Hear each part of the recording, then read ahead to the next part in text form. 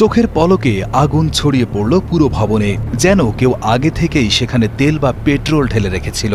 আগুনের এই রাক্ষসের রূপ দেখার জন্য কেউ প্রস্তুত ছিল না, আর এই ভয়ঙ্কর পরিস্থিতির পেছনে বারুদ হিসেবে কাজ করেছে জানালার পাশে লাগানো সাধারণ সাদা ফোম। হংকংয়ের তাইপো এলাকার ওয়াং ফুক কোর্ট ভবনের এই ভয়াবহ অগ্নিকাণ্ড এখন গোটা বিশ্বের আলোচনার কেন্দ্র। মাত্র কিছুক্ষণের আগুনের তাণ্ডবে ঝরে গিয়েছে ৫৫টি তাজা প্রাণ, আর হাসপাতালে যন্ত্রণায় কাতরাচ্ছেন আরও ৭০ জনেরও বেশি মানুষ। তদন্তকারীরা নিশ্চিত হয়েছেন ভবনের সংস্কার বা মেরামত কাজের জন্য জানালার পাশে যে স্টাইরোফোম বা ফোম বোর্ড লাগানো হয়েছিল সেটাই মূলত এই ভবনটিকে একটি মৃত্যুকূপে পরিণত করেছিল। আগুন লাগার সাথে সাথে এই ফোমগুলো দাউ দাউ করে জ্বলে ওঠে এবং মুহূর্তেই পরিস্থিতি মানুষের নিয়ন্ত্রণের বাইরে চলে যায়। এছাড়াও হংকংয়ের বহু পুরনো এবং ঐতিহ্যবাহী উপাদান বাঁশের মাচাও আগুন ছড়ানোর ক্ষেত্রে তীব্র বিতর্ক তৈরি করেছে।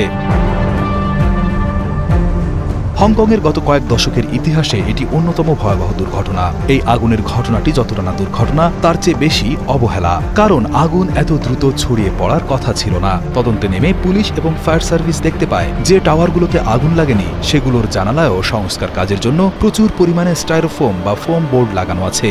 আমরা সাধারণত টিভি বা ফ্রিজ কিনলে কার্টুনের ভেতরে যে সাদা রঙের হালকা শোলার মতো জিনিসটা দেখি সেটাই স্টাইরোফোম। এটি মূলত পেট্রোলিয়াম বা প্লাস্টিক জাতীয় উপাদান দিয়ে তৈরি, যার ভেতরে প্রচুর বাতাস থাকে। এই জিনিসের বৈশিষ্ট্য হলো আগুনের সামান্য স্পর্শ পেলেই এটি বারুদের মতো জ্বলে ওঠে এবং প্রচুর কালো বিষাক্ত ধোঁয়া তৈরি করে। হংকংয়ের এই ভবনটিতে ঠিক সেটাই হয়েছে।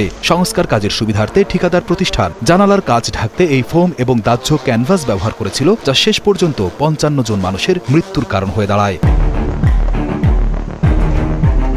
চরম অবহেলার দায়ে পুলিশ ইতোমধ্যেই ভবনটি সংস্কার কাজের দায়িত্বে থাকা ইঞ্জিনিয়ারিং কোম্পানির ৩ জন শীর্ষ কর্মকর্তাকে গ্রেফতার করেছে। অভিযোগ উঠেছে তারা জেনে বুঝে এবং টাকার লোভে এমন সব বিপজ্জনক সামগ্রী ব্যবহার করেছেন যা মানুষের জীবনকে ঝুঁকির মুখে ফেলে দিয়েছে। ফায়ার সার্ভিসের কর্মীরা জানিয়েছেন ভবনের বাইরে যে প্রতিরক্ষামূলক জাল বা প্লাস্টিকের শীট ছিল সেগুলো সাধারণ মানের চেয়ে অনেক দ্রুত গতিতে চলেছে, ফলে ভেতরে আটকা পড়া মানুষজন বের হওয়া বা শ্বাস নেওয়ার কোনো সুযোগই পাননি। আগুনের কালো ধোঁয়ায় ঢেকে গিয়েছিল পুরো সিঁড়ি ও করিডোর, যা মানুষকে নিরাপদ আশ্রয় যেতে বাধা দিয়েছে। ১৯৮০-এর দশকে তৈরি এই বিশাল আবাসিক এলাকাটিতে প্রায় ৪,৮০০ মানুষ বসবাস করতেন, যাদের অধিকাংশই বয়স্ক।